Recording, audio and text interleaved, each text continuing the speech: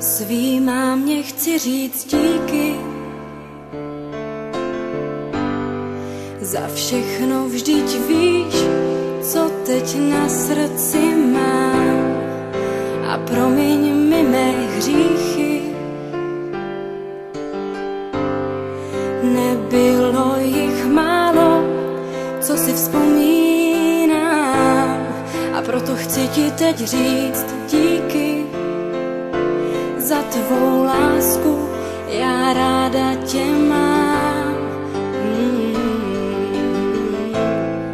Mámo, koukni, jak čas letí.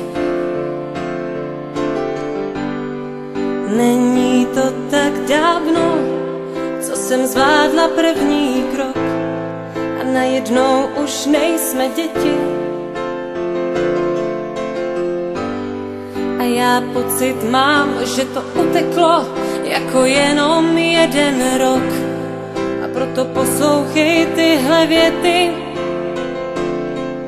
ať víš, co pro mě znamenáš. Máš můj dík za všechno a hlavně za sebe. Mámo, já teď jsem tu jenom pro tebe. Máš můj dík za všechno a hlavně za sebe. Mámo, já teď jsem tu jenom pro tebe. Teď pro tebe jsem tu já. Vzpomínáš, jak jsme se smáli? A nebo na ten den, kdy jsi mě slyšela moje první slůvko říct? Vzpomínám, jak jsme si hráli